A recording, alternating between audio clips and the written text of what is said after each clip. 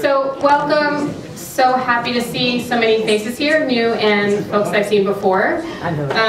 We're going to hear from Rabbi Arik Ascherman in a few minutes. I just want to say thank you to a few groups and people. One is for Oakhurst Baptist Church and the, no, I knew that was going to happen. I even said I was going to mess up. I love both churches, all the people of both churches who work on these issues. So Oakhurst Presbyterian and the Peacemaking and Justice Committee, and the groups that are sponsoring Rabbi Arik Ascherman being here are Jewish Voice for Peace, the Atlanta chapter. If you want more information about that, come see me at the end. Interfaith Peace Builders that leads delegations to Israel and Palestine to meet with nonviolent and human rights activists. Joining Hands for Justice in Palestine and Israel, of which there are many members here. If you want to raise your hands so people can see who you are. Great. And I want to give more of a formal introduction to Arik. And just to say a couple things, is he's been somebody who's been inspiring in my life in doing Israel and Palestine work. And someone I went to when I was working on my dissertation and looking at what kind of research to do, and that he is one person who really does stand ethically on issues. And whether you agree or not agree, he's somebody who really has his heart in this work and cares a lot about Israel and the Palestinians.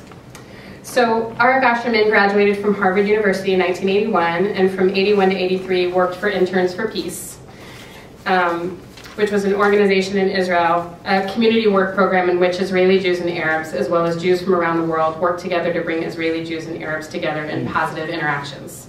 For most of the time, Rabbi Ascherman lived in the Israeli Arab village of Tamra. He studied in the Schwartz program for community directors at Hebrew University while a rabbinical student, and was ordained by HUC JIR, which he can tell you what those are. Hebrew Union College. Jewish Institute of Religion. Jewish Institute of Religion, thank you, in New York in 1989. There he helped set up a student faculty soup kitchen. He worked on issues of advocacy for the homeless. He also served as the director of Hillel at UC Davis from 1989 to 1991. He was the rabbi of Temple Beth Hillel in Richmond, California from 91 to 94, and director of Congregation Mevakshei Derech in Jerusalem from 1994 to 97, and rabbi of Kibbutz Yahel from 1997 to 2000. While in Richmond, Rabbi Ascherman set up a homeless shelter rotating between Beth Hillel and local churches. He and his wife worked with nascent congregations as the former Soviet Union was breaking up. Beginning in 1995, Rabbi Ascherman served as co-director for Rabbis for Human Rights, serving as executive director from 1998 to 2010. He currently is president and senior rabbi. Rabbi Ascherman is internationally recognized. I wanted to tell my Hebrew students today at Emory, I was like, he's famous! So I can say it here. Leading advocate for human rights and social justice as religious, Jewish, and Zionist obligation, and has several times stood trial for acts of civil disobedience. He's received numerous awards and recognitions for his human rights work, as has Rabbis for Human Rights. He's frequently quoted in the press as a sought-after lecturer and has contributed chapters to several books. He is married to Dr. Einat Ramon, and they have 2 children. So, with no further ado, welcome, Rabbi Arik.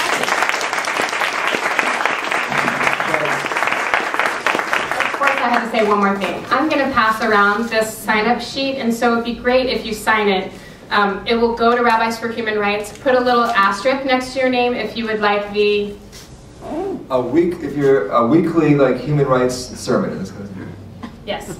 And it also says Interfaith Peace Builders. If you don't want to be in an Interfaith Peace Builders list or shared with the organizations that are sponsoring this program, let us know. Otherwise, it'll just be shared. Okay? Thanks.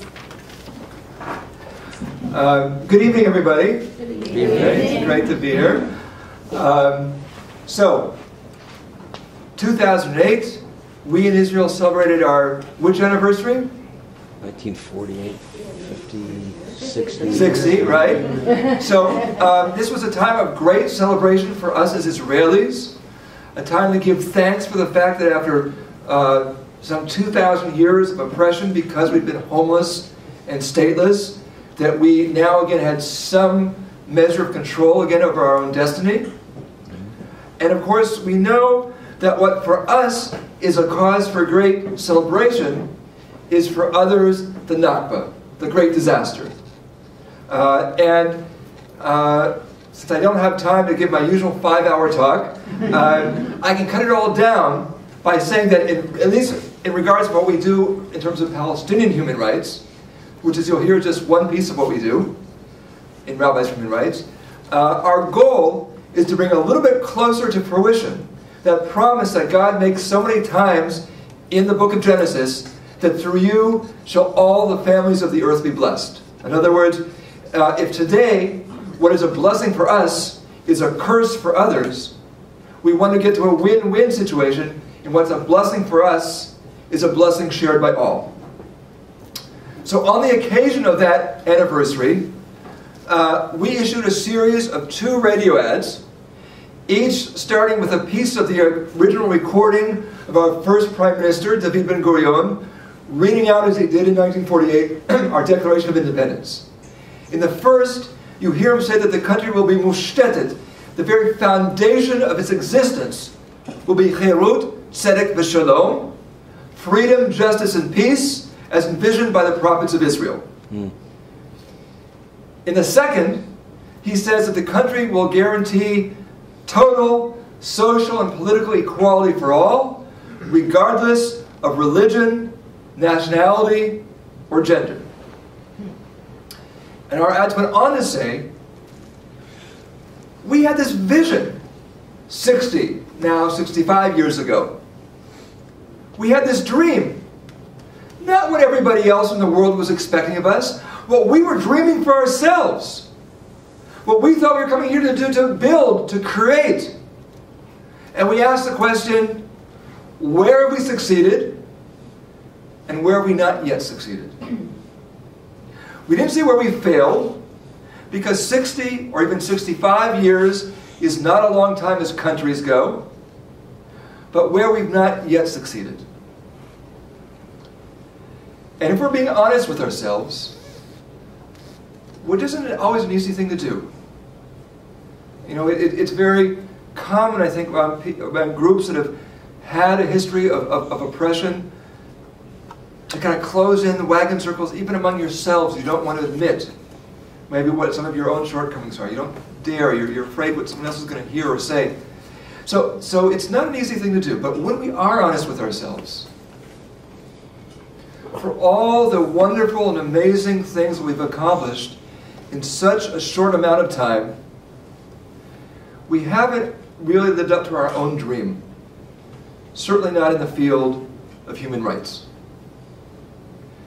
Now, here we are in a church. This program has been co-sponsored by a church and a synagogue. Some of you maybe even read the Bible once in a while. And you may be asking yourselves, and if you're not, you should be asking yourselves, well, what did the prophets have to say about freedom, justice, and peace? Did they all agree with each other? We love to quote from the prophet Isaiah about beating swords into plowshares. Let's forget about the prophet Joel, talk about beating plowshares into swords. Okay? And one of the important mandates that we have in Rabbis Human Rights, if our first mandate is to try to prevent or redress human rights abuses, then our second and no less important mandate is to try to introduce into the intellectual universe of our fellow Israelis another way of understanding our own Jewish tradition, different than the one that's become very dominant in Israel today. In our part of the world, religion is not just something you go once a week to the mosque or the church or the synagogue. For many people, it's the driving force from the time they get up in the morning to the time they go to sleep at night. But one of the challenges is, Judaism is such an ancient and multi-layered tradition based on debate that if anyone ever says to you, Judaism says, a big red warning light should go off in your head. But on the other hand, that means that where these forces and these beliefs are so powerful in deciding what people do on a daily basis, we can't even agree what our own religion has to say about some of the most burning issues, moral issues in particular, that we face as a society. So one of the more interesting video clips I have from a number of years back, I was out with a television crew from ABC Australia, and we caught in the act 2 Israelis stealing olives from Palestinian-owned trees. And out there in the middle of the olive groves, as they're packing up and trying to escape before the police we've called arrive, this bizarre, surreal debate, discussion develops. I'm wearing a kippah, a Jewish religious head covering, so are they. We're all religious Jews. And so we start getting into this seemingly esoteric debate about what the Jewish tradition has to say about the property rights of non-Jews in the biblical land of Israel. Except for not so esoteric for the reasons I just mentioned. Let's just say it wasn't the most productive discussion. Nobody was listening to each other all that carefully. You know, if here you try to create a holy space for sacred dialogue, it wasn't quite like that. And at one point, in a very mocking way, one of them says to me, "Well, you must be reading from a warped Torah scroll."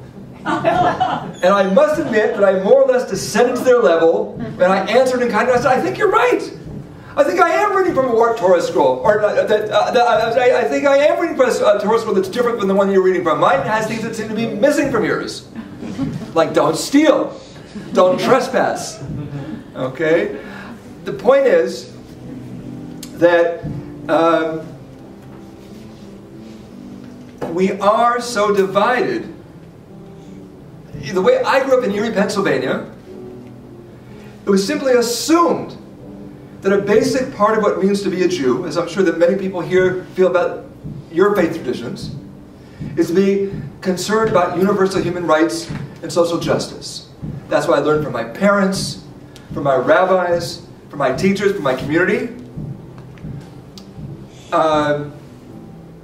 In numerous studies of the Jewish community, it's found here, for example, in something called the North American Jewish Population Survey from about 10 years or so ago, that of all the different measures possible of Jewish identity, that aspect of Jewish identity with which more North American Jews identify than anything else, which give more North American Jews pride in being Jewish than anything else, is a connection between Judaism and justice.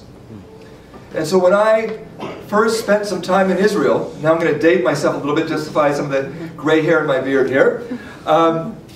My first greatest shock at the time was to find out that bagels were not readily available. What kind of Jewish state is this if you can't get bagels? Right? It's not a problem anymore, but it was at the time. But my more profound shock was to find out that these values, which were so axiomatic that I never would have thought of questioning them, were not necessarily shared by all Israelis, particularly religious Israelis. You know, that Israel, in many ways, is an extremely democratic country, more democratic than the United States. I'm going to put aside just for a moment that 300-pound gorilla in the living room of the occupation. But inside Israel, yes, we have racism, yes, we have discrimination. Find me a democracy that doesn't have those things. But, for example, we have a much greater variety of opinions regularly expressed in the mainstream, let alone the alternative media, than you would find here. How much did the last American presidential election cost? How many billion? I mean, and we all know the connection between money and access and power. So in Israel, in the last elections, we had some 40 parties running. That's nothing to be proud about. That's just a mess. But big parties, small parties, Jewish parties, Arab parties, religious parties, secular parties, left-wing parties, right-wing parties, small parties with no chance whatsoever of getting over the threshold and getting to the Knesset. Some of my favorites over the years have been the Men's Rights Party and the Taxi Drivers Party. All of them getting state-funded radio and television time to get their opinions across. So we are, it's a very democratic country. There are many Israelis who share our opinions, although not enough of them act on those opinions. A lot of people that talk the talk without walking the walk. Most of them, as I said, are secular.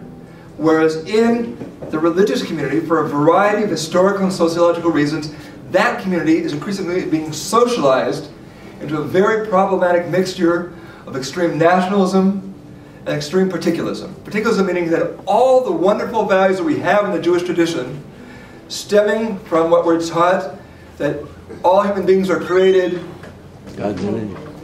equal, that's the American Declaration of Independence, B'Tselem Elohim, in God's image, and that therefore, stemming from that, we have what we call mitzvot ben adam l'chavero, the interpersonal commandments about how we're supposed to treat our fellow human beings.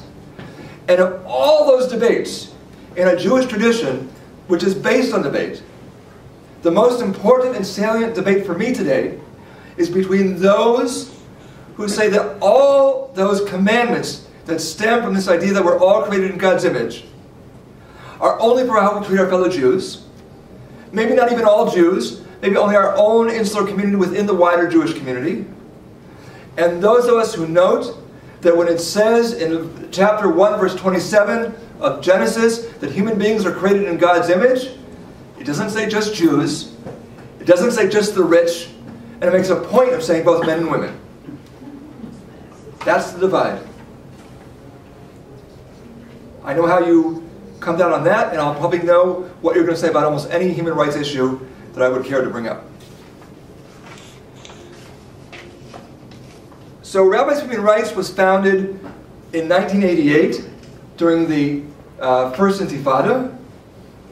Right now we've just had our 25th anniversary. Nothing to be proud about. If we'd been really successful, we'd be out of business by now.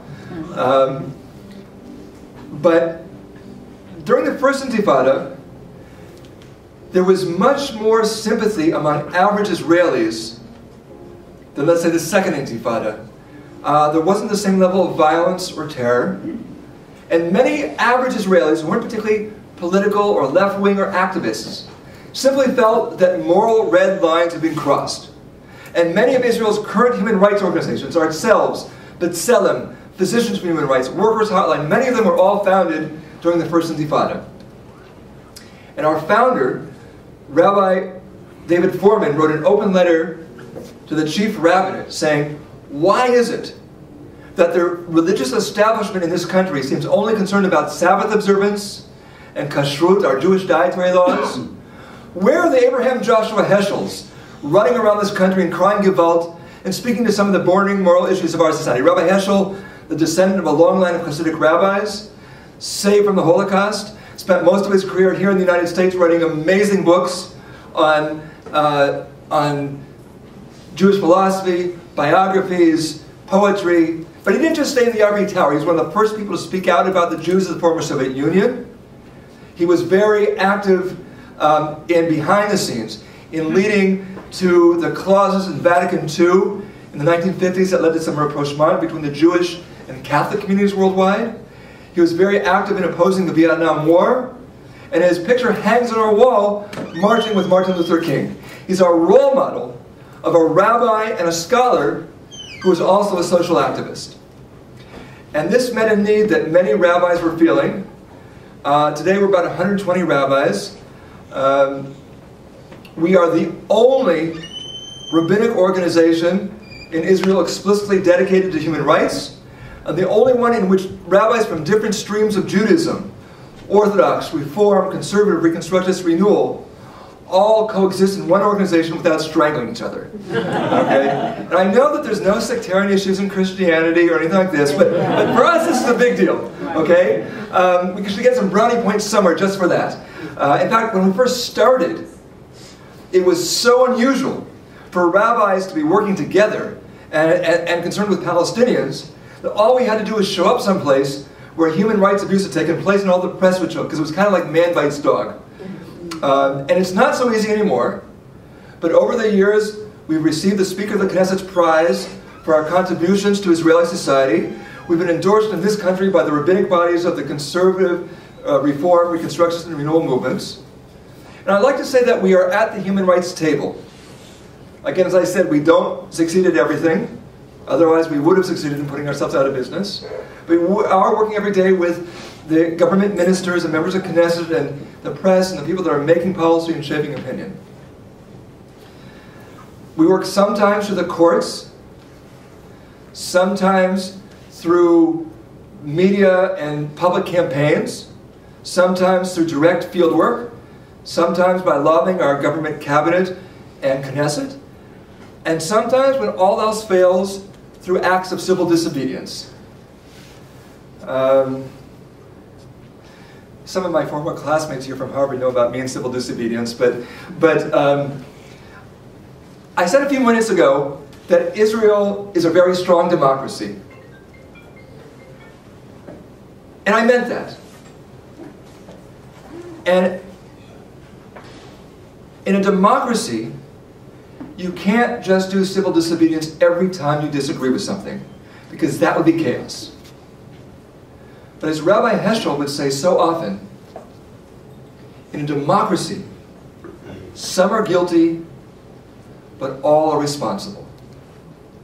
Some are guilty, but all responsible.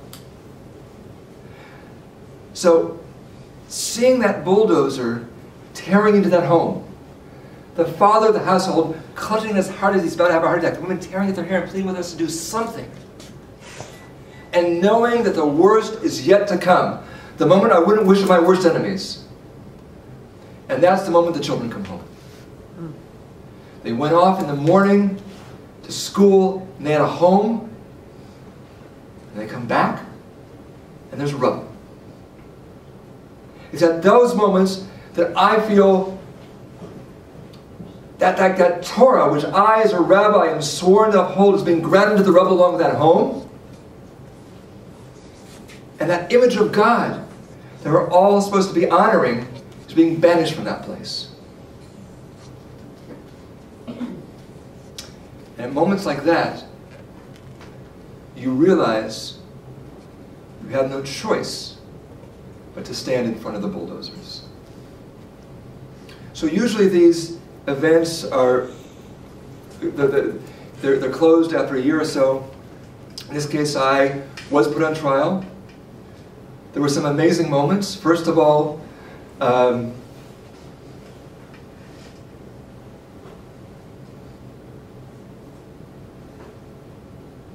day the trial opened was the week where we celebrate the birthday of Martin Luther King, the yahrzeit, the anniversary of the death of Rabbi Heschel, and in our weekly cycle of Torah readings in the Jewish world, it's the week where we read the first chapters of Exodus, where we read about maybe one of the first examples of civil disobedience in recorded history, that of the Hebrew midwives who defied Pharaoh. And I felt it would obviously be incredible hubris to compare myself to King or Heschel or the Hebrew midwives, but I had the feeling that I was standing on their shoulders. You know, we can't, none of us are Kings or Heschels, but we all can and must attempt to stand on the shoulders of those who have come before us.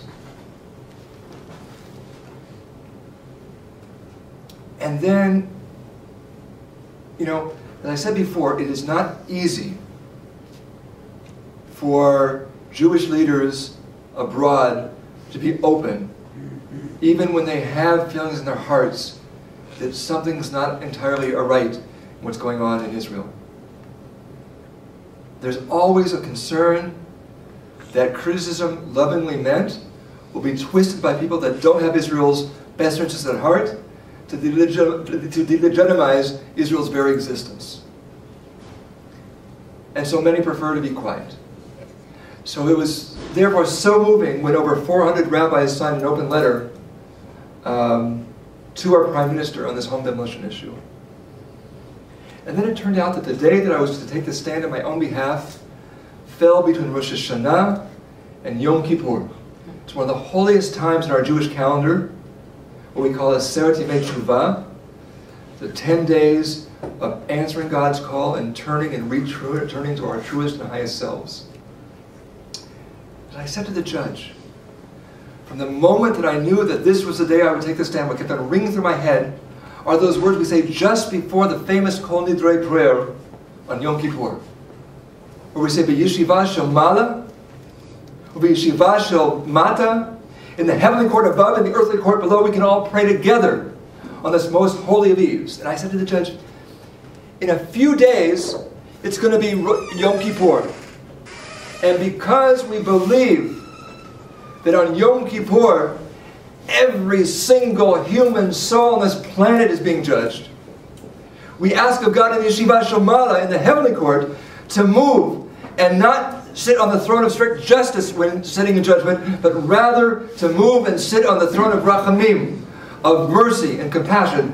How, I ask, we ask that of God in the Yeshiva Shel Ma'ala, in the heavenly court, in the Yeshivot Shel Mata, even the earthly courts in which we are responsible both for justice and for mercy, if we don't do the same. And I reminded the judge that in the Bible, in the original Hebrew, justice and law are synonyms. Tzedakah mishpat.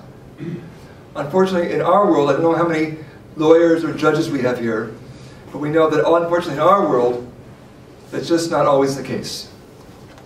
So I had the prosecuting attorney in tears that day, but the judge remained rather aloof, and she was the one that counted. We don't have jury trials in Israel.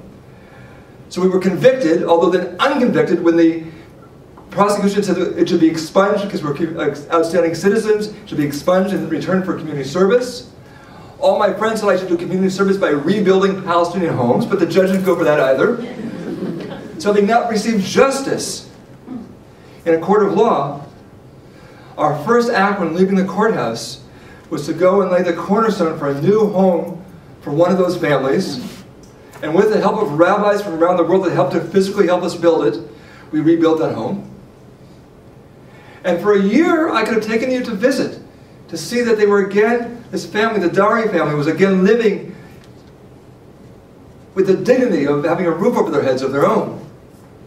I would have shown you the housewarming gift that we brought for the family, a grapevine and a fig tree.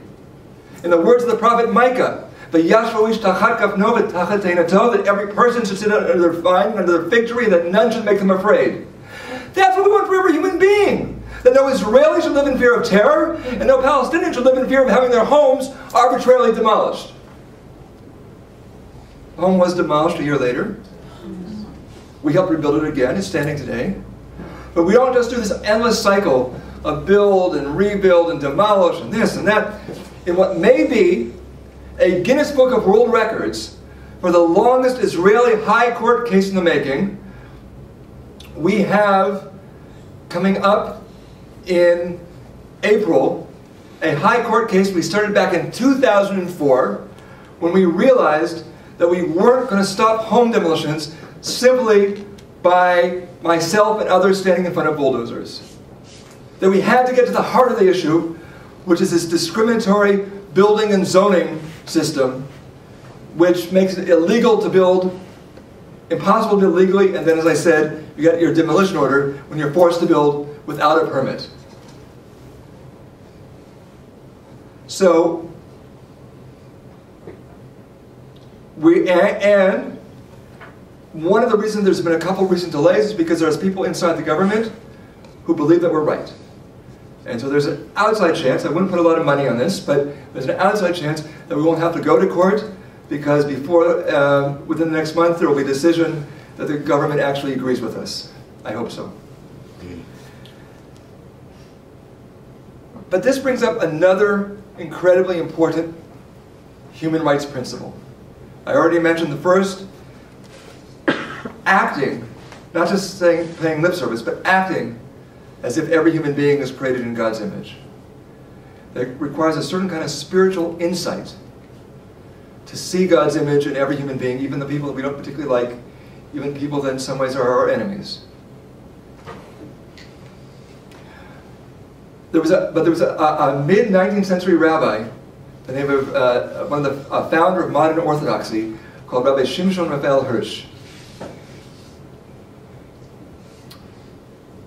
I'll get to that in a second.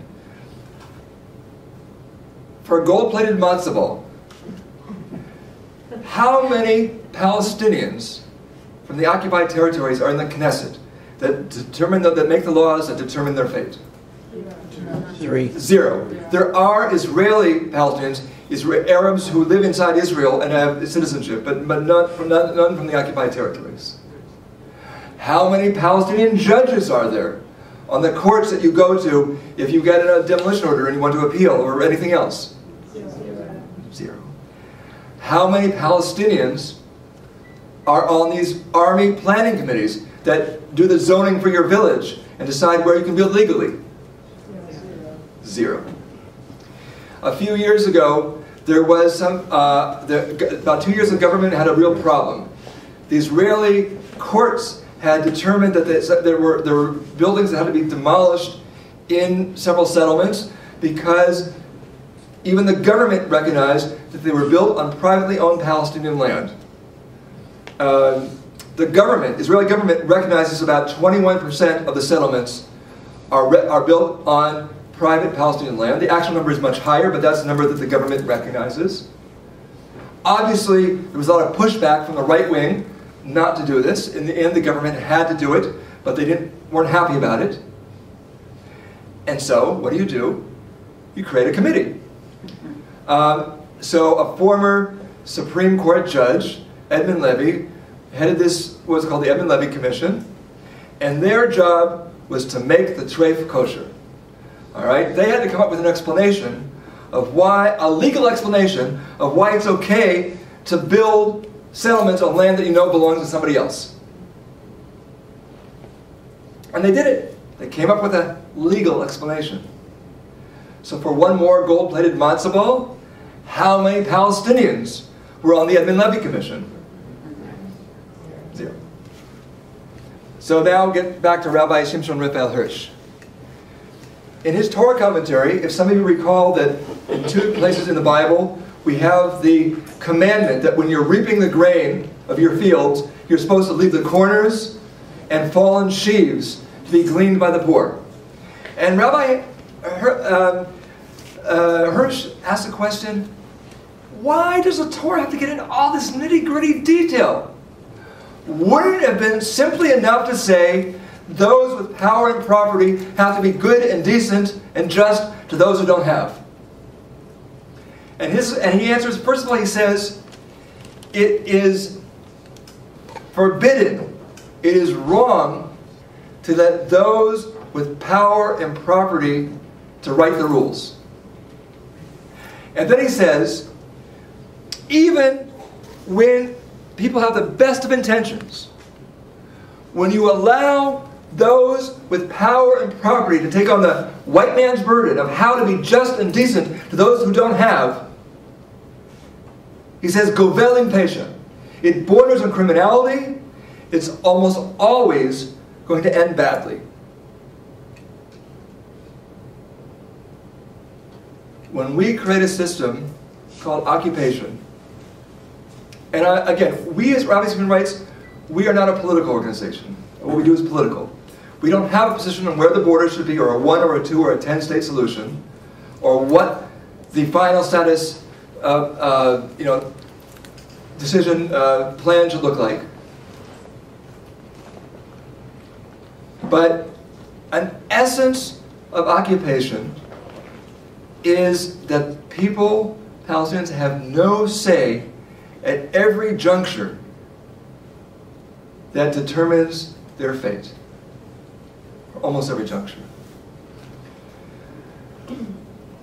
On principle, we are always involved in Rabbis Human Rights on both the human rights of Jewish Israelis and non-Jews who are part of our society or under our control. So we believe we have an educational department that works with Israeli young people to teach about Judaism and human rights. One of our challenges in Israel today is that, someone like me, I get ego strokes. I go around and I get to talk to people. People know who I am. On the other side, I hate to use that kind of term, but there are many, many people who go into grassroots education. No one will ever know their names. They go to some out of the middle of nowhere place to teach. And today, we are reaping what we didn't sow. Because that kind of dedication has helped raise a generation of young people that many simply don't believe in democracy, don't believe in human rights. We have a lot of wonderful young people in Israel, don't get me wrong. But we have a lot of catching up to do. We believe that economic justice is a human right. I don't think in this audience I would have much of a... People would be surprised if I start talking about how much poverty there is among Palestinians. But you may not know that among Israelis, some 20% of the Israeli elderly, including many Holocaust survivors, are chronically hungry, choosing every day between medicine and food. Some 25% of Israeli youth go to bed hungry at least one night a week. And among the reasons for that is it's because we've been on a lemmings march from a social welfare economy to a neoliberal outlook which says that the government has no role in caring for the weakest and poorest among us. Even though in the Talmud, for example, we're taught that a Talmid Chacham, a Torah scholar, is not allowed to live in a community which doesn't have basic institutions for taking care of each other. And on the basis of that, the famous halakhic Jewish legal scholar Maimonides in the Middle Ages said, all right, so here's the rule about a keren tzedakah, a fund for taking care of people. But in terms of tamhui, which is like a kind of a combination of a place to stay and a soup kitchen, I don't even have to talk about that, because whoever heard of a Jewish community that didn't have that kind of a thing? Well, our government hasn't heard of it, unfortunately. And so a lot of my time goes to things like public housing, which the government wants to eliminate. And I deal with people who live in this endless cycle in the shadows of renting apartments that they don't have money for, accumulating debt, getting thrown out, and starting all over again. And when I was recently addressing a government commission on poverty, and their subcommittee on housing, I told them a story about one young boy that I know. He was in special education, behavior problems, way behind everybody else, you know, a couple of years behind everybody. And then his single-parent mom finally got into a public housing apartment. Today he's a top student. Strange, but true that for some strange reason, not living in a car anymore or out in the street somehow made a difference. One of the major, biggest, what people call one of the most significant human rights victories in recent years in Israel is we defeated the so-called Israeli-Wisconsin plan. Some of you have heard the Wisconsin plan from Wisconsin. A lovely idea. We're going to get people off welfare and into the workforce. Now, who can argue with that? But it's done starting with an approach which in the Jewish terminology we call lashon hara, thinking evilly or poorly about people. And therefore, the problem is the unemployed, who are parasites, who are dragging society down, who are welfare queens driving Cadillacs. And the program ends up fighting the unemployed rather than fighting unemployment. And everywhere around the world this has been tried, it's almost always increased poverty. As you use a carrot and stick approach, the stick being that if you're not cooperative, you get all your benefits cut. So, as with everything else we do, we had one foot in the grassroots, the other in the quarters of power. We set up a service center in Hadera, a mid-sized town in the middle of the country where the experimental version of this was taking place. We helped family after family after family. We took their stories in our hearts. We went to the Knesset, and we eventually convinced the Knesset, the press, everybody else that this was a bad program. One day, this woman comes into our office to say thank you. A young, healthy-looking woman. It looks like she should be out working. She had a very difficult to diagnose psychological issue. She could not hold down a job. Everybody was fooled. Psychiatrist was fooled. Legal aid wouldn't take the case. Her own family wanted to throw her out of the house, saying, "You're not pulling your weight." We're the only people that believed in this woman. It took us 2 years. an unheard of 4 appeals committees, and we eventually got her benefits back, and maybe a little bit of her dignity as well. Now, some of you know I'm not just here on a speaking tour, I'm on a fundraising tour as well. Because we survive, because people like yourselves, we do our work that we do in the Knesset, in the olive groves, in places like Hadera because of people like yourselves. So wasn't a good use of the funds I'm going to ask for in a little while to spend 2 years and 4 committees and so many resources on a case that nobody thought we could win? It wasn't. It wasn't at all. But social justice is not always achieved through logical cost-benefit analysis. As we're taught in the Torah, in the Talmud, one who saves a single life, it is as if one has saved an entire world. And every human being, including that Israeli single-parent mom opening up the empty refrigerator, is an entire world. We also deal with issues of African asylum seekers trying to make it into Israel or being mistreated in Israel. Incredible to me that given our history as Jews, that we are now the people closing our doors to other people fleeing for their lives. And the issue that keeps me up at night more than anything else is the issue of the Bedouin in the Negev. There's a bill in front of the Knesset right now that, if it's passed, will lead to the demolition of tens of Israeli Bedouin villages, Israeli citizens, transferring them from their villages to townships that have become magnets for crime and drugs and poverty and despair, and dispossessing them of most of the remaining lands. In 1920, an arm of the pre-state Zionist movement documented some 2.6 million dunam as belonging to the Bedouin. The problem or the challenge is that they were not, they didn't have so-called Western title and deed. There was an internal, there still is an internal Bedouin system of land ownership. The Ottomans recognized it, the British recognized it, the pre-state Zionist movement recognized it. But once Israel was created, we stopped recognizing it. And so now in Israel today, there are these townships that have been created. There are about 11 recognized villages and 35 so-called unrecognized villages. What does it mean to be an unrecognized village? You don't exist. Can't get a building permit, can't have a zoning plan, no electricity or water or services. In one of them, there's a road, a highway that's about to go through it, and they went to court to stop it, and the government said, "What village? There's no village there.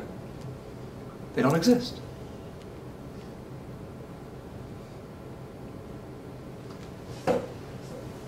The good news is that we as a Jewish people are much better than this bill. We did an opinion poll, and we found out that some 90% of Israelis subscribe to the statement, the Bedouin are taking over the Negev. So we said, let's unpack that a little bit. What does that mean? So some 20%, some 20%, 25% think that the Bedouin want 75% or more of the Negev. The median being 43.9%. So for another gold-plated matzo ball, how, if all the historic Bedouin land claims were recognized, how much of the Negev are we talking about? What? 15%. Less? 5.4%. Wow. For 30% of the population, of that 2.6 million dunam that the pre-Zionist movement recorded as belonging to the Bedouin in 1920, we're arguing now over some 650,000 dunam. And on our poll, the average Israeli Jew said Well, that sounds fair. We thought it was much more. That sounds fair. Have we as Israelis all too often destroyed, transferred, demolished, dispossessed? Yes, we have. Is it who we aspire to be? Is it who we want to be? Is it how we see ourselves? Is it who we are in our Jewish soul? It isn't. That's why this bill is not going to pass. Losing this one is not an option. When I go back across the green line, in addition to home demolitions, our other major issue is our olive tree campaign. We've replanted tens of thousands of trees where they've been uprooted, or burnt, or poisoned, or in areas in danger of expropriation, such as between the separation barrier and the 67 border. And starting in 2002, we literally started sending out people as human shields to stand between olive farmers simply trying to get to their olive trees and often violent settlers. Not all settlers are violent, but from very personal experience, I can tell you some of them are. And we literally, in those first years, had even had some of our volunteers' heads cracked open. We were shot at, beaten, threatened, attacked, you name it, as the Israeli security forces either didn't show up or came late or just stood by. The good news, though, is that after having some of our volunteers getting their heads cracked open, sitting down and engaging the security forces, we eventually went to Israel's High Court, and in 2006 we won a victory in which the court said, as a result of which, today Palestinian farmers are getting to lands they couldn't get to for 2, 5, 10, even 15 years. And if some of you will come and volunteer with us during the olive harvest in the fall, you'll, believe it or not, see the Israeli army protecting Palestinian farmers to get to their trees next to or even sometimes inside settlements, because all too often settlements, of course, have been plunked down in the middle of Palestinian-owned land and then putting a fence around it and this kind of stuff. And our legal team has returned untold amounts of land to Palestinian owners or prevented it from being taken over. There's even one village in the South River Hills, Bir el-Eid, you could come and see, that was desolate, abandoned for almost 10 years because of settler intimidation, and today you'll see children playing there again. But sometimes I meet soldiers and they're angry, they're resentful. How dare you put a kippah on your head and say you're a religious Jew helping Palestinians? Why is my commander said my job today is to protect Palestinians? Now who knows who's among them has lost a loved one or an army buddy in a terror attack, and they're saying, I have to go protect their human rights? That's an emotionally impossible thing to ask of anybody. And you can think of the parallels from the Palestinian side. But that's what you have to do. There's a midrash. It's a form of ancient rabbinic commentary on the Bible. If some of you remember the story of Hagar and Ishmael being banished into the desert, and they're dying of thirst. And according to the Bible, God prepares a well and saves them. But according to the midrash, the commentary written by the rabbis almost 2,000 years ago, before God does this, the angels come to God and say, what are you doing? Don't you know that Soros, the suffering that the Jewish people are going to suffer because of the children of Ishmael throughout history? Let them die! Just let it know right here. God says no. God says no future is inevitable. And God says right now, in front of me, Basher Husham is an innocent child. And we too, who are created in God's image, and therefore must be as godlike as humanly possible, we too must distinguish between that terrorist coming to murder my children, and I have had bombs go off not far from my home, and that family that simply wants to put a roof over their heads or harvest their olives. And finally, it all comes down to hope. Since the outbreak of the Second Intifada in 2000, we Israelis and Palestinians have been in like one big collective depression. Sometimes I think what we don't need is another peace plan, but a binational psychiatrist. Poll after poll shows the same majority of Israelis and Palestinians that want a compromise negotiated agreement, but even a larger percentage on both sides that say we want peace, they don't. for all the ways you can't talk about symmetry between Israelis and Palestinians when we Israelis have so much more political, economic, and military power. We are incredibly symmetrical in that we all say, we want peace, they don't. And we all say, I'm the victim. Talk to any Israeli or Palestinian and say, you're a victimizer, and they'll be furious, angry. How dare you say I'm the victim? I'm the victim. I'm the victim. How dare you say I'm the victimizer? I'm the victim.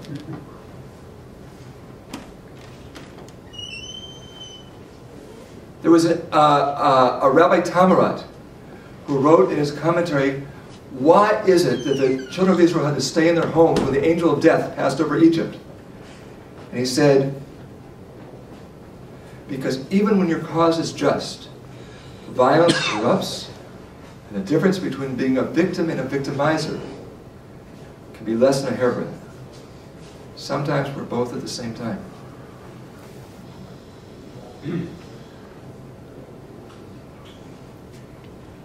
So, I don't know how many times when I've gone to help rebuild a demolished Palestinian home, and Palestinian parents have insisted that their kids come out and meet with us. And like deja vu, the same conversation. My 10-year-old son has just seen his home demolished in front of his eyes. He's just seen his parents humiliated in front of his eyes. What do we say to our 10-year-old child when he says, I want to grow up and be a terrorist? And these parents tell us we want our children to know that not every Israeli comes with guns to demolish our homes, that there are Israelis who come to stand shoulder to shoulder with us to help rebuild our homes. Why is it that we correctly get upset when we hear about propaganda being taught in Palestinian schools about Israelis?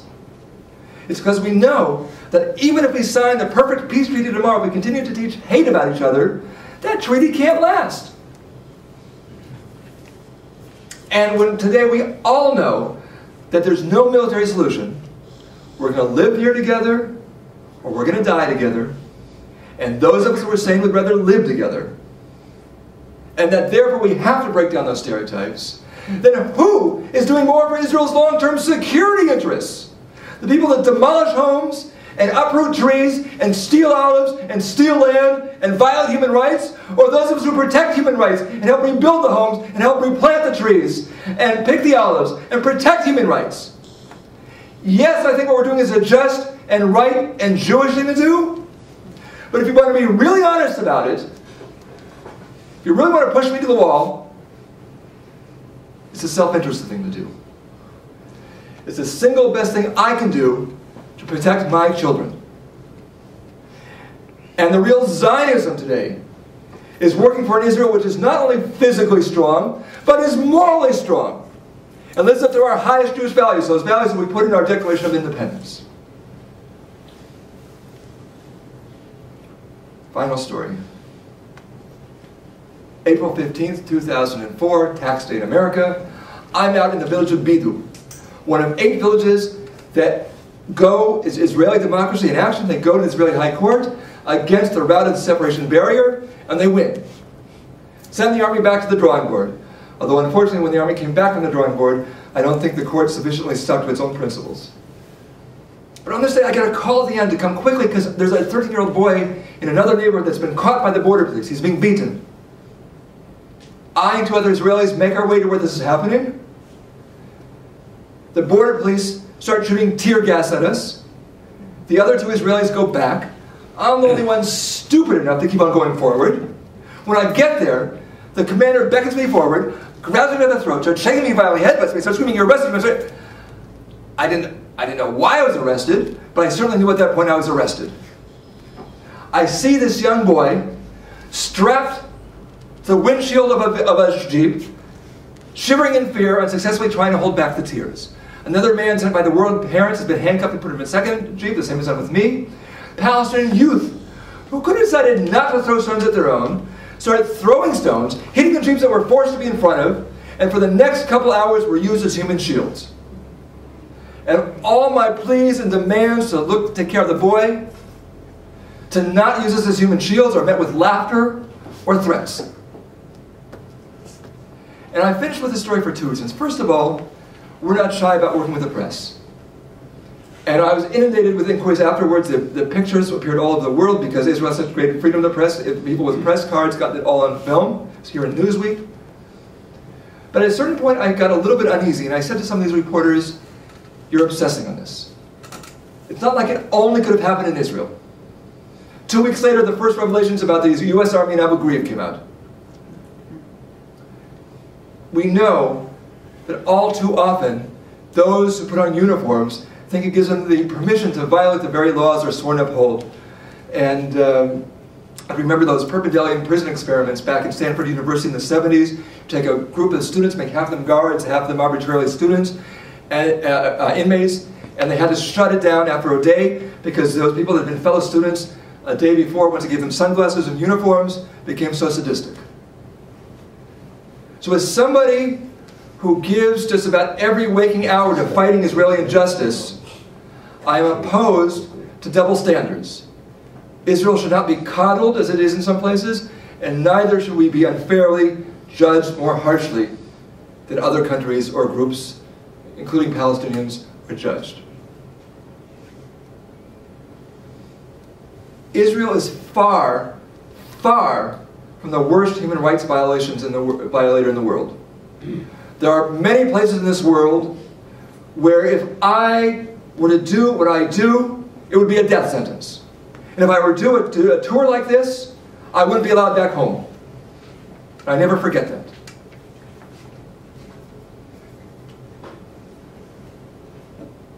But the other reason that I finished with this story is because who knows what psychological scars that young boy is going to have for the rest of his life.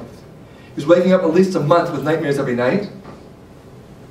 Who knows what he's thinking about all Israelis, maybe all Jews. But when you give an affidavit to our fellow human rights organization, B'Tselem, after describing all the horrific things that happened to him, he concluded by saying that a tall Jewish man in a kippah came to my rescue and told me not to be afraid. The work that I do has its dangers. I've been on many occasions beaten up by Israeli security forces, attacked by settlers, and it's kind of equal opportunity out there. I've had my car stoned by Palestinians. And it's not fun. As a rabbi, as an Israeli, as a Jew, as a Zionist, there is no great pleasure in dealing day in and day out with the deepest, darkest corners of the country that I love. And I often feel like I'm the man who knows too much. I'd be a happier person if I didn't know about everything that was going on in my own country. But when you do know, and it doesn't matter whether it's Israel or America or your church or your synagogue or your family or your community or any other groups that you identify with and you love and you affiliate with, and it happens to all of us at one point or another in our lives. When you do know that things are happening in the country that you love that you would not want to believe are possible, you have a choice. You can stick your head in the sand and say it's not happening. You can go to the opposite extreme and say, it ain't me, babe, this terrible, racist, apartheid place, I want nothing to do with it. But it is me, babe. It's my army. It's my people. It's our Torah. So there's a third path. To take that pain that you're feeling about things you would not want to believe are possible, and let that pain push you forward to do what we call tikkun olam, what is called in some Christian communities co-creationism, to be God's partners in making a world that God's arms and ears and hands and legs to help create the world that God envisioned for us.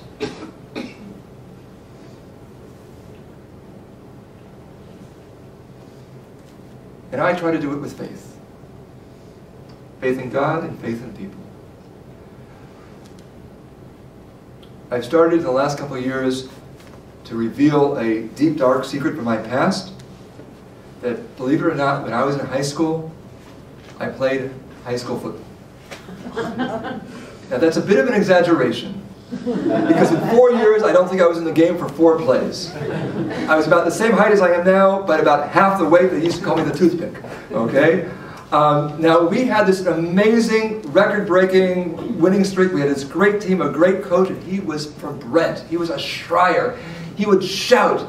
He would exhort. He would literally foam at the mouth. But he always said, I only shout at the people I can make into better football players. I don't, otherwise it's a waste of my time. In 3 years of varsity football, he never shouted at me once. Okay? It was going to do him no good. There was nothing this great coach could have done to possibly make me into a good football player. And I bring this up because there are those who say that when we shout, when we scream, when we protest, and we go to court, and we stand in front of bulldozers, and we write our op-eds, and we do everything else that we do, that somehow we're being anti-Israel, we're being traitors. But the truth is that it's actually the greatest act of faith possible. Because if I didn't believe in the basic decency and goodness of my fellow Israelis, if I didn't believe in that very basic Jewish teaching that people can change and become and get a little bit closer to their truest and highest selves, then just like my football coach, I'd be wasting my breath. I don't think I'm wasting my breath or my time. And I do believe that together, and we really do need a partnership with people like yourselves, we can create an Israel and a world that is a little bit closer to the world that God envisioned for us. And in Israel's case, a little bit closer to the dream we had for ourselves when we wrote our Declaration of Independence. Thank you.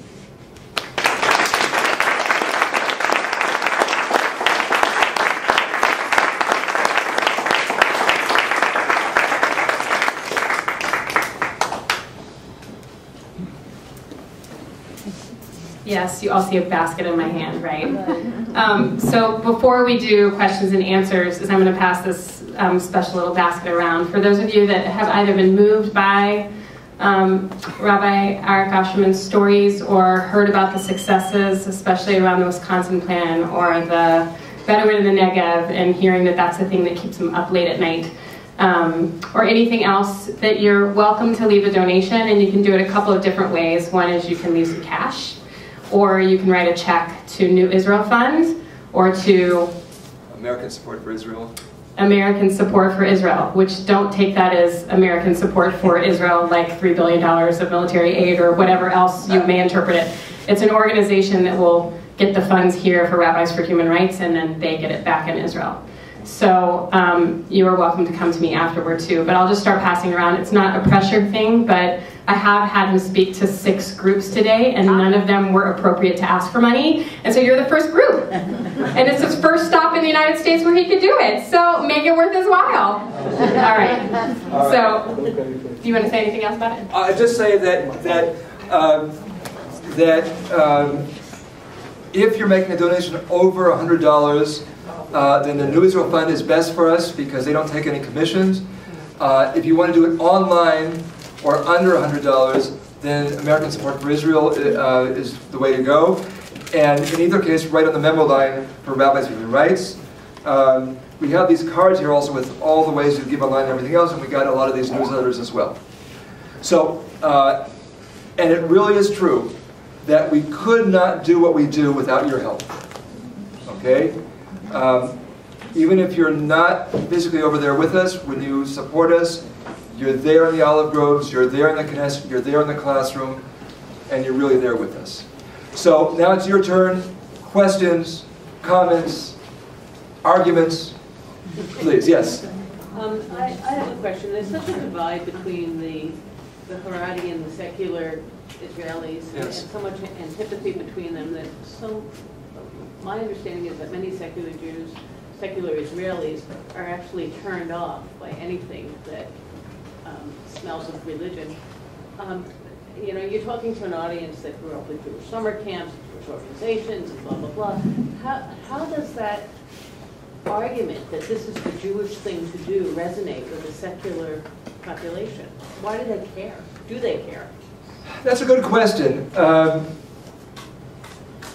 I think many secular Jews, who, as you correctly point out, feel very turned off by certain things they see being done in the name of religion, nevertheless have a deep need and desire to believe that the things that they believe in come somehow from Judaism. And in that case, there are some things that are very appreciative. Some of the religious activists feeling so isolated when so much of the religious world is taking a different position, just get so grateful when they see our banner at some event that they can march with and this kind of thing. And but you're right, there are many people that they're alienated, but they also, many of them have a sense that somehow there's got to be a different kind of Judaism. Yes? Love your neighbor as yourself. When I looked up the word neighbor, it was shechem. Is that tribe? Is that family? Is that nation? Is that what does neighbor mean in I love you. That is such a great question. The word in Hebrew is not shechem, which would be neighbor, but v'ahavta l'reyecha, re'ah. And that's the million-dollar question, what re'ah really means. In fact, often, when we talk about how we treat non-Jews, we don't talk about the re'ah, we talk about the ger, the non-Jew living among us. But there are some commentators who suggest that, in fact, to love the stranger as yourself and love your neighbor as yourself are actually the same thing. And I think they should be. I think one of the deep spiritual questions is, I think the best translation for re'ah is actually not neighbor, as it's usually translated, and shechem would be the better way to make neighbor. It really is the one who in some deep, essential way is like you. And that becomes an ultimate spiritual question. Who is like us, and what makes someone ultimately like us? If we start from the principle that every human being is created in God's image, then in some very basic way, if we have this spiritual vision, if we have the spiritual ability to perceive it, then everybody should be our re'ah, the one that we perceive as essentially like us, and therefore everything that's incumbent upon us and how we treat that person. Yes? What's being done to stop the settlements from more settlements and more settlements? Not enough. Unfortunately, settlements continue to expand. I'm proud of the fact that where basically the history of the occupation since '67 has been ongoing settlement expansion, sometimes more quickly, sometimes more slowly, there are places like through our legal team where we've actually reversed that. But nevertheless, the overall picture is that settlements continue to expand and not much is being done to really stop that.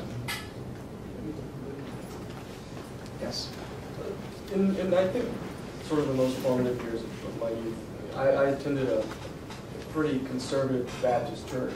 And so, you know, the sort of ideas I grew up with, I think, were heavily skewed. And the ideas of Israel that were sort of fed to me were really skewed. And I see that it's nice to see, you know, a place like a Presbyterian church hosting talks like this. But is there a lot of work being done to sort of try to, you know, hammer some cracks into the foundations of the more conservative right-wing Christians here?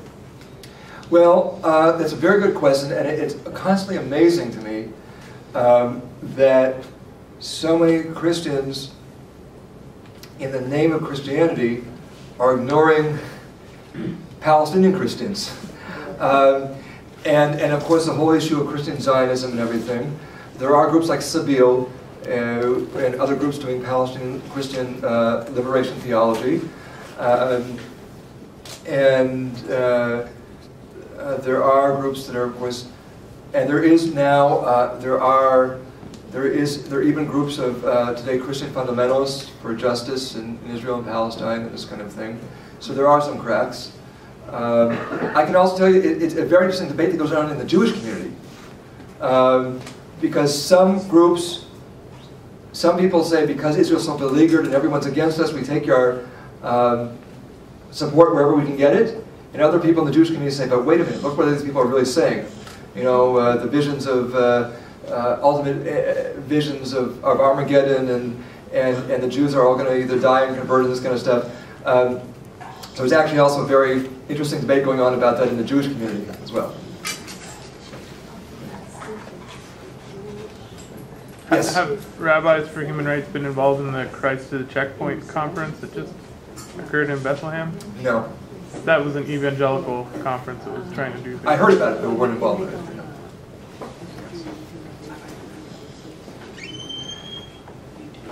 Yes. So really, very what it's done with it. How? Go ahead. Yes. Are you speaking at any synagogues? Yes. I go all around the country speaking in synagogues. Yeah, but you know. And how are you received? In Atlanta? All right. Well, Atlanta, I have a special history. This is my second time I've been in Atlanta. Last time I was here, I was supposed to speak in a synagogue and was kind of disinvited at the last moment. This evening, of course, is being co-sponsored by Beit Chaverim. They just don't have a building, so we're very happy to be here. But in many places, I go around the country and I do speak in synagogues. And we've already been talking about making out for like 12 years or so that I haven't been here at all. Then I'm coming back again here in November and hopefully speaking in a synagogue or wherever, and other things in the Jewish community. And I do that a lot. So yes. For Jewish people here,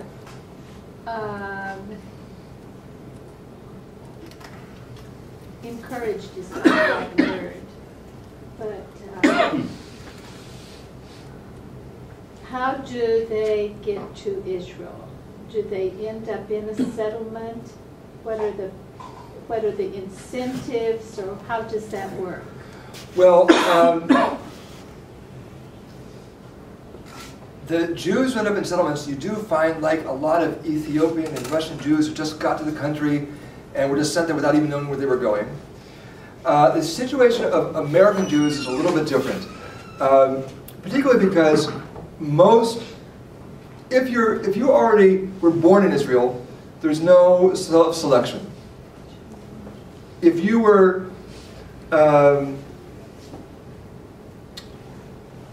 most Jews from most parts of the world that are making Aliyah are fleeing extreme anti-Semitism or economic conditions, harsh economic conditions.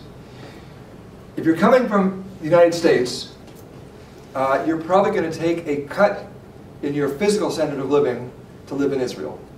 You know, one of the jokes is, how do you make a small fortune in Israel? You come with a large one.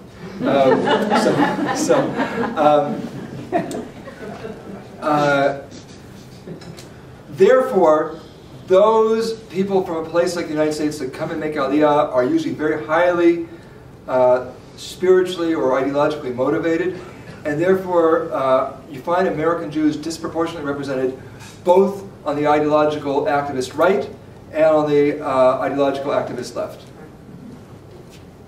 Yes? I made Aliyah in 1975, and I went, like I told you before, to kibbutz. What's the kibbutz movement right now in Israel? Well, the kibbutz movement, of course, has been almost disintegrating. Could you repeat the question? About the kibbutz movement. It's been largely disintegrating, and although we think of the kibbutzim as very progressive, and they are relatively, there's also, they're kind of like very much what we call the labor hawks. The people that they're center left and not really that far left. I did just hear, though, that, you know, in 1948, the Bedouin, there were about 100,000 Bedouin before the 48 war in the Negev, and afterwards there were about 10,000. Today there's about 200,000. It's one of the fastest growing populations in Israel, the fastest. The reason why even 10,000 were left, when Ben Gurion wanted to expel all of them, was because there were several kibbutzim that fought that they not be expelled. Actually, yeah. In the Presbyterian Church USA, once every 2 years we gather together as a denomination. Our General Assembly gathers, and we have a meeting coming up this June. It's going to be in Detroit. And one of the votes is going to be about divesting from 3 corporations that are believed to be profiting off of the occupation of Palestinian lands. That is Motorola, Hewlett-Packard, and perhaps most notably the Caterpillar Bulldozer Company. Sure. There are some folks and leaders, and prominent leaders, ministers in this presbytery, the Presbyterian Greater Atlanta, who believe that if we support such a move to divest, that is all of our pension funds, our Presbyterian Foundation monies, to pull those investments from those particular companies, that if we do so, we will hurt and damage our relationship, our interfaith relationship with rabbi leaders here in the city. I'd invite you to respond in your thoughts on that. So, we've, in Rabbis Human Rights, in many ways, were very involved from the beginning when the Presbyterian Church started to get involved with this. With the first year that this came up, we actually wrote a very critical letter to the Presbyterian Church because 2 things. At the time, the policy was very undeveloped and very broad, and we were very concerned about the slippery slope.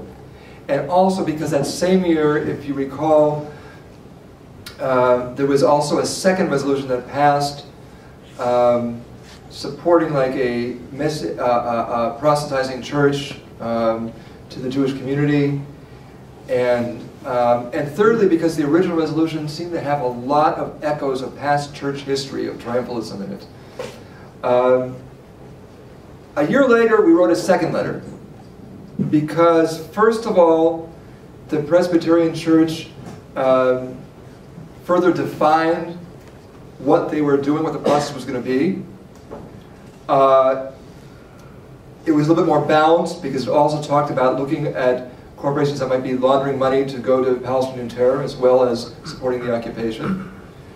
And frankly, because we had learned that too many people had been using our first letter to do the exact opposite of what we had intended. It was to stop dialogue as opposed to encourage dialogue. So we wrote the second letter, and then we being the Rabbis Human Rights. And then we got out of it. We said, there's just no way of dealing with this without getting burned. So, so after that, we as an organization just haven't dealt with this. I think that part of the reason, and it's without a doubt, that when the Presbyterian and other churches talk about divestment and these kinds of things, particularly when it started in the Presbyterian Church, there was a lot of anger and a lot of feeling in a lot of the Jewish community being sandbagged, that they hadn't even been told this was coming. Whereas I think that people in the Presbyterian Church were keeping a little under wraps because they knew what kind of pressure would happen if it was above board.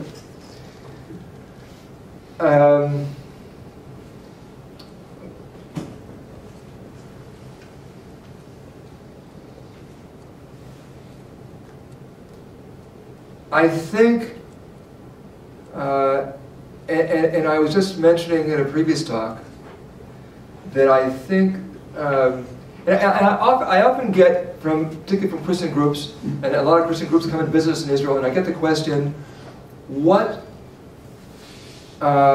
should we do?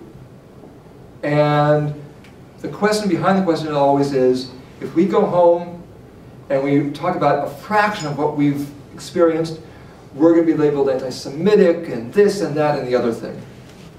And so I always give 3 pieces of advice. The first is, check ourselves.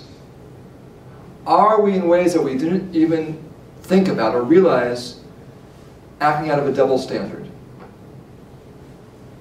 Secondly, reach out to the Jewish community. And not just the radical Jewish community, but as mainstream as you can get. And it doesn't mean that you're going to agree on everything, but when there's some kind of dialogue going on, and it's not just faceless, whatever, the dynamic, even when you have serious disagreements, is going to be a little bit different. And the third thing I always suggest is that people should come to Israel and Palestine together. Dafka with people coming from very different perspectives, because what so often happens is we all come and we see our truth. And certain groups, they come and you meet with Israeli government officials, you get the army tour of the separation barrier, you meet with Israeli families that have lost loved ones to terror, and other groups come and you meet the families of the Palestinian shahidim, and you see the demolished homes, and you see the barrier from the Palestinian side. And never the twain should meet. And everybody comes home, and they know truth. And anyone who has a different truth, well, they've got to be lying, they've got to be this, they've got to be that. And so what happens if people would come together and everybody have a hand in setting the itinerary? And it doesn't mean that you can come back and agree, but at least it'll be a common set of experiences to argue over. And I think that's not, there's no way that you can do divestment and not get a lot of anger and pushback from the Jewish community, but I do think it'll be different if you're in that kind of a dialogue. There's one other thing I will say about it. And although my organization has no position and won't take a position on BDS, I actually, many years ago, was at a Jewish Voices for Peace press conference and endorsed, at the time it wasn't divestment, it was shareholder resolutions at Caterpillar. And I think I would support divestment from corporations that are not just generally supporting Israel, but very directly supporting the occupation. I'm actually very depressed about this HP stuff because I have an HP computer, and it was after doing a lot of research about which were the most socially responsible companies, which I do whenever I try to buy anything, and HP and Dell were like the 2 best. So now I'm pretty depressed about this, but in any case,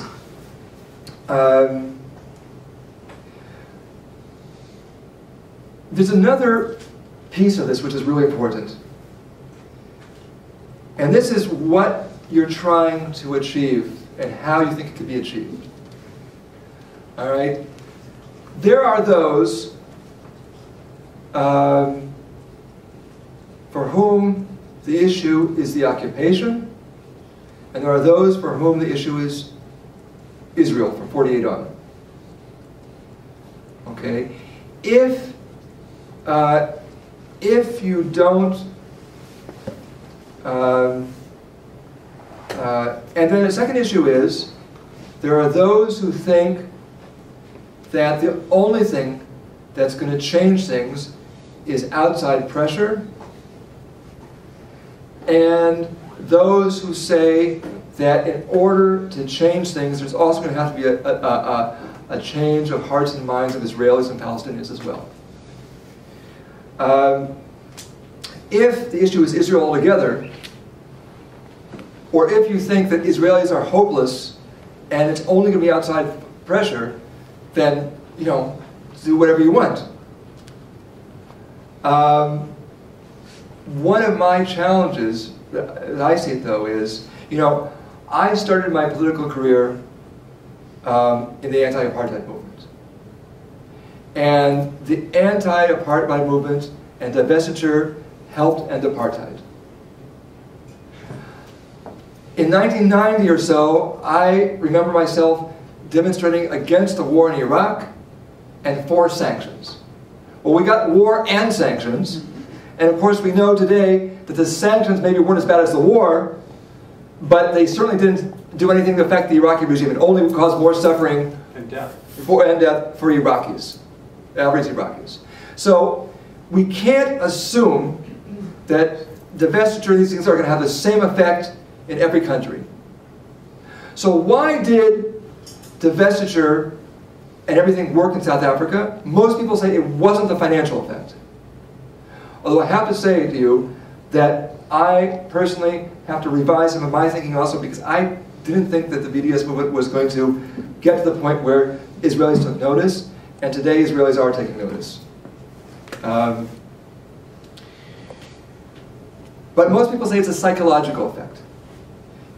South Africans so much wanted to be part of the community of nations that they say that the most devastating thing was the sports boycott. Now, Israelis are from a very different place. We assume that the whole world hates us. Let me finish what I'm saying and then I'll take... we assume that the world hates us. We look at the world that didn't lift a finger to stop the Holocaust. We look at the UN Human Rights Commission that spends much more time on Israel than anything else, even though there are plenty of places with worse human rights violations in Israel. And we say the whole world's against us. And so the danger is, if you think that Israeli public opinion is important, and many people don't, that this divestiture can reinforce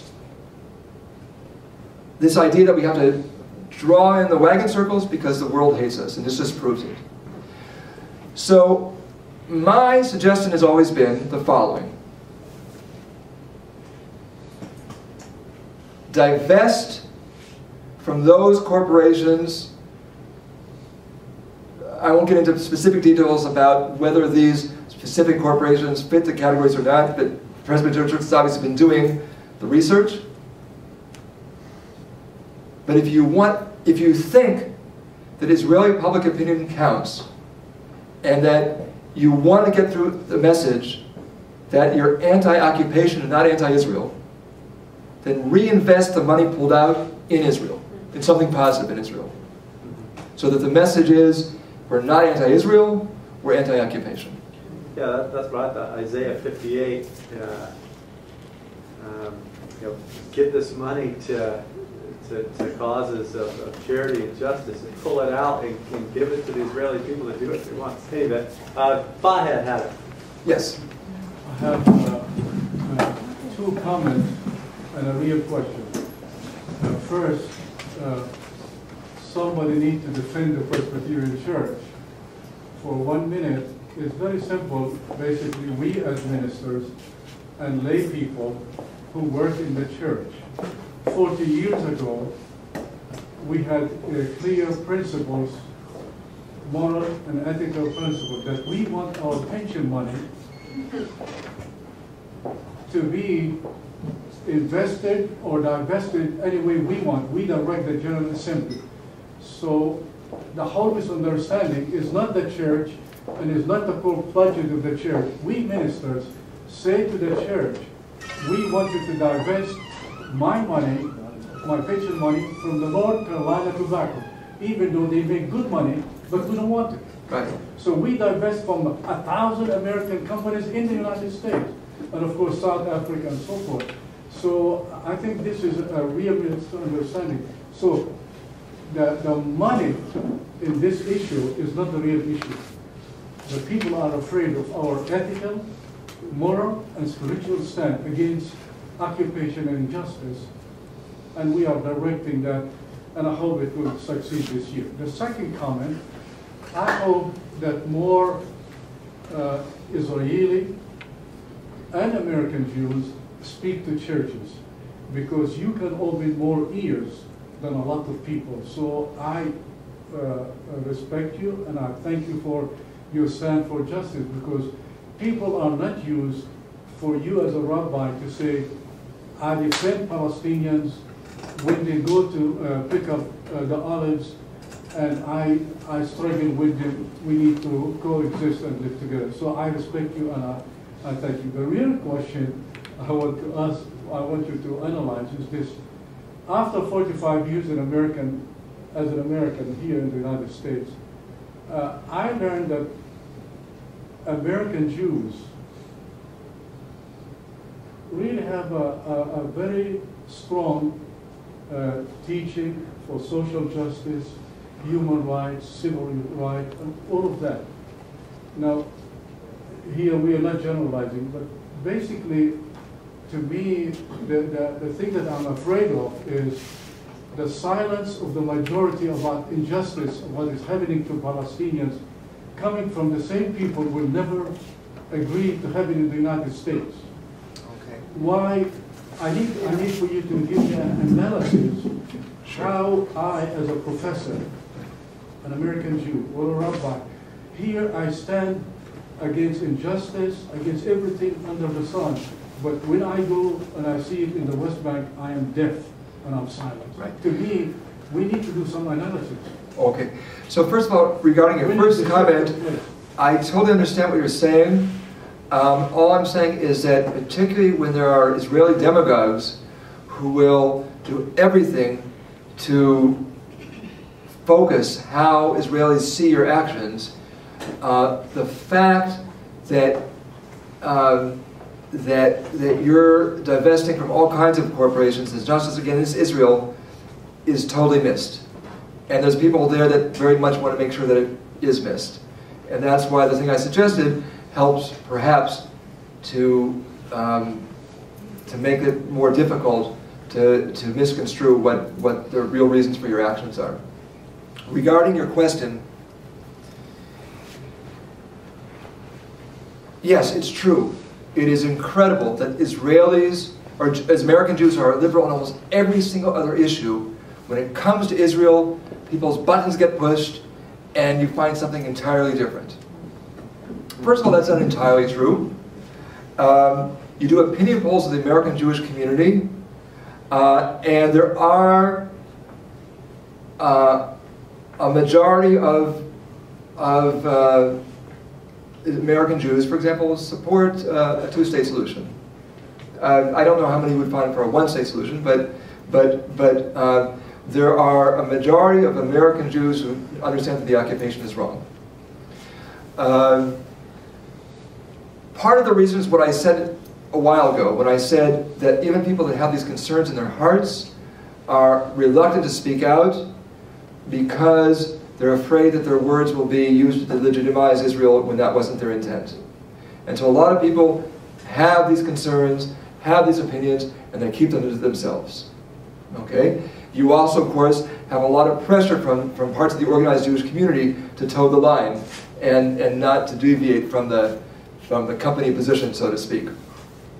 And part of that is this idea that we who don't live there have to support the elected government of Israel.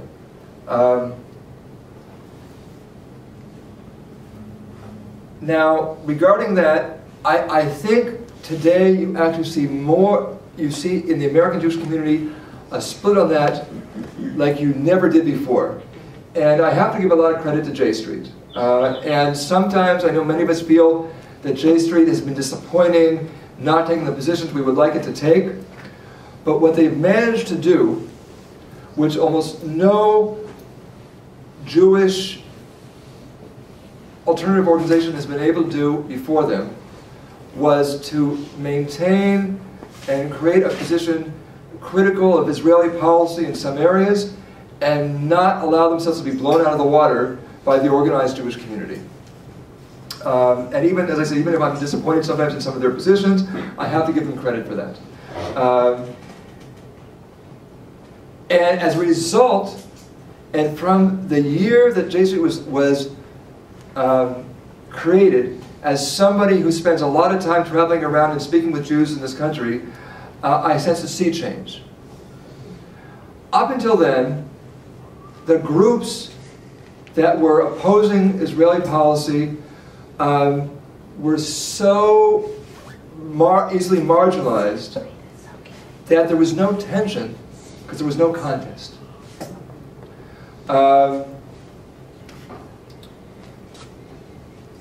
And when J Street was founded, all of a sudden I sensed this new tension going on in the Jewish community. You know, and it's not just J Street. For example, it's incredible the amount of people that sign Jewish Voice for Peace's petitions and stuff. You're talking thousands and thousands of Jews. Tens of thousands sometimes. But today I think that there is a debate as never existed before about what it means to be pro-Israel. Between the old paradigm, which is whatever we think, we don't live there, we don't share the existential risks, and therefore we have to shut up and support whatever the elected government says. Now, it's true. I think any of us not living there or those of you who don't live there, have to act with a certain amount of humbleness because you don't have the same risks that I have.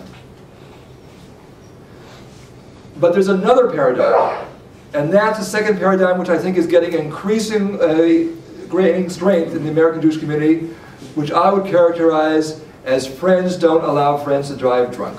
Okay? And the fact is that just like in a relationship between two people, the same as two countries or whatever else, the one who really cares about you is not always the one that says, yes, dear, anything you want, dear, anything you say, dear. Okay? And sometimes the real concern and the real love is when you hold up a mirror. And so I think that change is happening in the Jewish community. The last thing I'll say on this is another piece of why many sociologists of the American Jewish community and of American Jewish religion say that the dominant civil religion of American Jews is from Holocaust to rebirth. And what you do have to understand, for any outside observer, you see an Israel which is one of the most powerful armies in the world, certainly in the Middle East. And we see an American Jewish community which is so successful, so secure, so integrated, so powerful. But we Jews tend to see things very differently. Israeli Jews, as powerful as we are, we see ourselves as an embattled little country surrounded by people that want to throw us into the sea. And it doesn't matter whether that's true or not. That's the way people see it. And the American Jewish community, as powerful and successful and everything as we may be here, our collective consciousness is of all the places in Jewish history where we were successful and then disaster fell. And even if it seems so far from anything that could ever happen here, part of the American Jewish collective consciousness and psyche is it could happen here as well. And therefore there is a huge amount of insecurity which you cannot perceive or understand from the outside looking in. And that's a part of it as well. And that's why it is, people are, even when they know that so much or so many things are wrong, they are very reluctant to speak out about it because the idea is this is our lifeline. This is our security. If disaster falls in America, we have that place we can go to, and we don't want to do anything which can endanger it when we see it as this place that is surrounded by enemies. And that is, again, I'm not talking about what the reality is, but that's the reality of a lot of American Jewish psychology. Yes? If I follow on the topic of Israel, the U.S. press, there is very little information on Nakba. And I wonder what happens when... We have people going, please take our newsletters. Don't let me have to take too many with me back home. All right? Yes, go ahead, sorry. What happens within, if I were to ask Jewish communities and congregations, what means Nakba for you? Because I think without an accounting of that period, there will be no peace. I cannot see that. I say that because as a German, the Holocaust was an incredible burden, but also an opportunity. And we had at least financially to account for. We cannot get the rights back, but we had paid the head off, you know? So what, is there any discussion at all, any information about what happened before and around 1948? There are people that deny it, and there's a whole question about what's being done to erase the memory of some of these places where Palestinians used to live, and other people that try to make sure that's not forgotten. There are those who say yes, it happened, but there was nothing that could be done. For example, even a lot of people were very upset when one of the first alternative historians, Benny Morris, who had talked about everything that had been done to create the Nakba, and expose a lot of things that people hadn't wanted to face before, at one point turned around and said, "Yeah, but there was no choice." So there's that, and there are others who understand it. I think that having some awareness is important. Although at some point, a friend of mine once created a little play where the actors were Israelis and Palestinians. It was kind of like a game show. And each side had to win by showing who had suffered more at the hands of the other.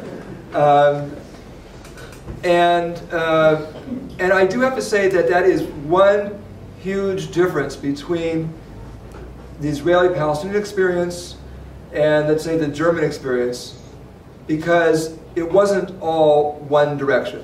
Okay, my wife's grandfather was a witness to the massacre of Jews by Palestinians in 1921 in Tel Hai, for example. But the point is that I think we all, and I think Palestinians, have a deep need, and they often say, all right, maybe we can't reverse everything, but we want to at least hear some acknowledgement that it happened. And in that sense, it's very real. But the other part of it is, at some point, we have to move beyond that, because we get in these endless arguments about who did more to the other side, and instead of saying at some point, all right, but now how do we live together? So, okay. One more question here. One last question. Where you started with Ben Gurion, and the vision. And I know you said that the rabbis for human rights don't have a position on a one-state solution. Yeah. But that doesn't mean you don't. But anyway. I'll say, if you want, I'll say what I think. But the fundamental question to me is, can you have that utopian society and be a theocracy? Can you be a theocracy and a democracy at the same time? Can you define yourself as essentially Jewish and also not inherently be racist? Okay. I mean, can you? Is it possible?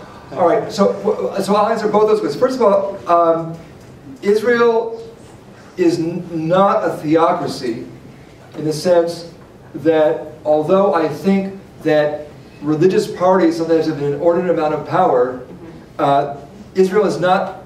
It's not Vatican City. It's not one according to Jewish law or something like this. Right, I understand. Okay.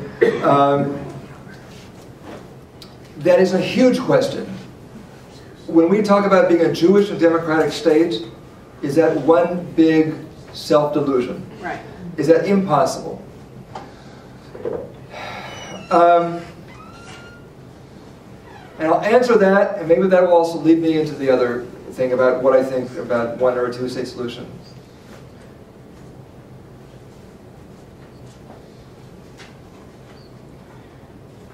Today, we can have our cake and eat it too. We can be Jewish and democratic in the sense that there is such a huge and clear Jewish majority in Israel that democratically we can have our way. Okay? And by the way, and I should also say that this is one of the huge challenge we have in Israel, that we have an increasingly simplistic understanding of democracy. When we say this isn't democratic, that isn't democratic, a lot of people just shut their ears. They don't want to hear it anymore. What are you talking? The majority decided. Okay?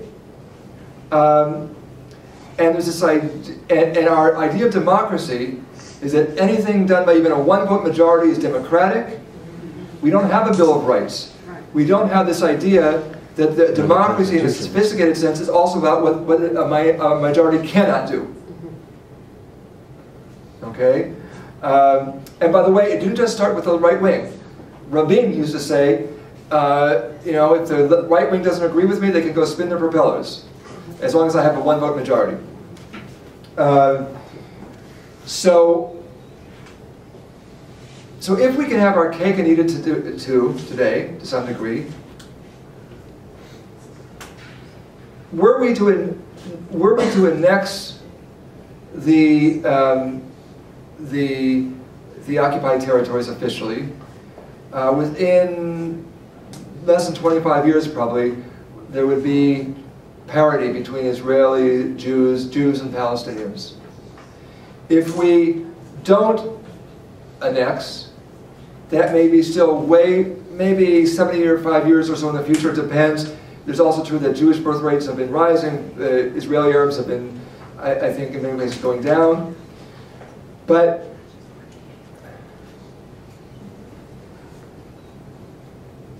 if we want to be a democracy, well, first of all, what does it mean to be a Jewish state? Right, that's the question. I don't think it means necessarily a state where the majority are biologically Jewish. I do think it has to do something with Jewish values, so I see them. And furthermore, and now I'm going to put myself in outer space, in terms of even where most of the Israeli left is. I am not, and this again, it's Arik Ascherman, this is not Rabbis rights. I'm not a political Zionist. In other words, for most Israelis, even on the left, Jews, Zionism, the goal of Zionism is creating a state. Now, for me, I'm more of a cultural Zionist. I believe my Zionism is about that Jews should be physically, culturally, and spiritually safe in our homeland and be able to thrive. I do think that in today's reality, where there are people who would throw us into the sea if they had the power, it requires the apparatus of a state. But that's not my goal. And if we want to remain democratic, and if that inside Israel, at least, that seems like it can be done because we have a clear majority, what's going to happen if someday we no longer have that clear majority? Which could very well happen one day. And then we're going to have to make a choice. Are you democratic or apartheid Jewish?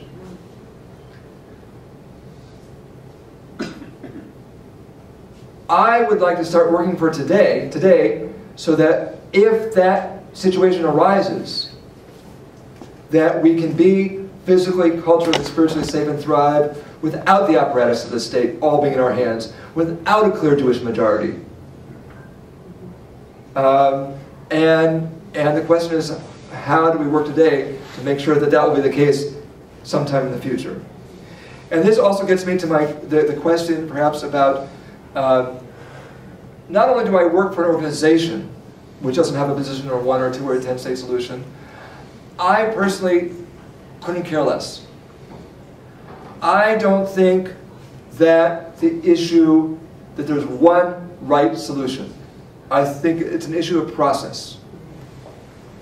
A process by which Israelis and Palestinians come to agreement in a non-coercive way. Because you can be sitting around a table talking, there could be plenty of coercion going on underneath the table. The second thing we talk about is a just and viable peace. Because all too often leaders sign a piece of paper to say they signed a piece of paper, but they can't deliver. That's in the Oslo Accords. Neither the Israelis nor the Palestinians delivered on what they promised. So if you're going to be able to market it to your constituency, you've got to have there's going to be some element that people feel that their most basic needs are being met. But having said that, I personally prepared to accept whatever Israelis and Palestinians come up with together. I used to say only half facetiously we should all live on the moon together, as long as it was a joint Israeli-Palestinian decision. Now there also is one Achilles heel with this, and that's what we've seen in recent years, where Israel has used the insistence that there be a joint negotiated agreement to avoid any agreement and any progress. All right? And using the fact that we have most of the cards in our hands, for example, although I ultimately believe that ideally we have a negotiated, jointly arrived at agreement, there was something very, I don't know what, disingenuous or something, when the United States and so many countries opposed in 2011 the bid for Palestinian statehood. How did that come about? The quartet had promised the Palestinians that if you continue with the peace process and nothing happens within a year, we will find another way outside negotiations to bring about a Palestinian state. A year went by, we wanted to go to the United Nations to try to do that, and then people turned around and said no, because it's not negotiated. So the fact that we want a negotiated settlement, and I do think that that's ultimately the strongest and best and most viable kind of an agreement, can't be used as an excuse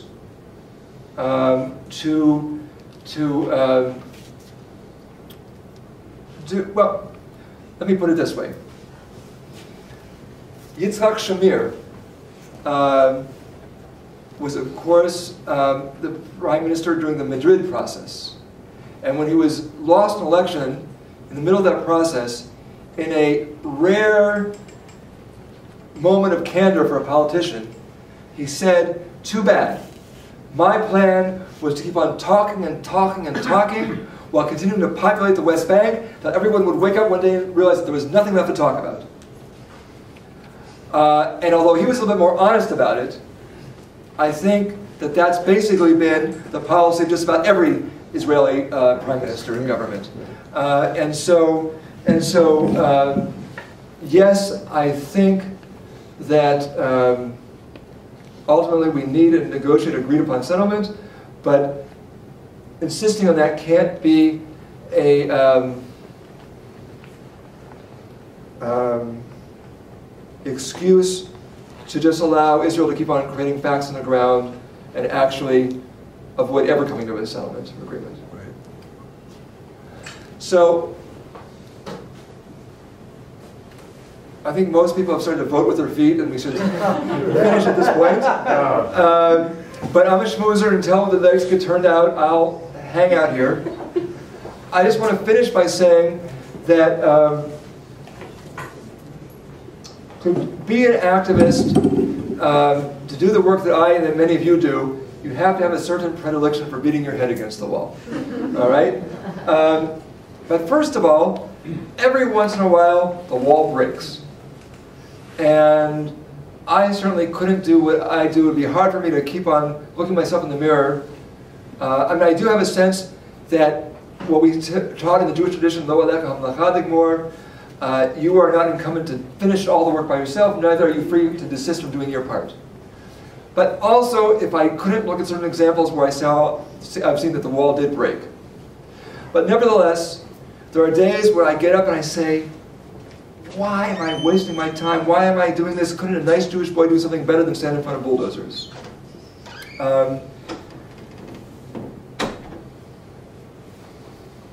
I'll tell you, one day was one of those awful days. I'd been arrested at a home demolition, knocked around a bit, came home, back to the office, totally depressed. And I opened up the mail. That was when I was like the sole staff person. We're a bit larger than that now. And there was a letter where children from a religious school in a synagogue that I'd spoken to a few months ago in the States had collected their little tzedakah pennies and sent a couple dollars. And it wasn't going to make our budget, but I just broke into tears. I said, that's why I do this. That's one of the reasons I do this, because to educate and be an example and to keep the flame going. And finally, there's this amazing. One day we were out picking olives, and I was a little bit surprised when I found out that this young man that I was picking olives next to was taking off from his normal job to help his family, as many people do during the olive harvest. And his normal job was he was actually a part of at the time, Yasser Arafat's presidential guard. And if I was a little bit blown away to be working with somebody from the presidential guard, this guy was 10 times more blown away to be working with an Israeli rabbi. I says to me, why are you here? This makes no sense. Explain this to me. And I go on and I tell him about the Jewish tradition of human rights, of tikkun olam, and of peace and of justice. He says, for us Palestinians, there is no justice. And although we were still a few months away from our holiday of Hanukkah, where of course at the darkest time of the year we light on the first night 1 candle, on the second night 2 candles, and so on and so forth, my answer to him was, when all is dark, you have to start by lighting that first candle. And we have this wonderful image in the Jewish tradition of looking at all of life as 2 perfectly balanced scales. And we never know what act we take that seems meaningless, pointless, irrelevant, ineffective at the time, whether that will be the act that tips those scales on a personal and cosmic level one way or the other. And so my hope and wish and prayer and blessing for all of us, whether it be the Middle East or any of the other spheres of our personal and public and spiritual lives, so we should always have the wisdom, the courage, and the faith to tip the scales in the right direction. Shukran jazilan, tada rabbah. Thank you. Thank you.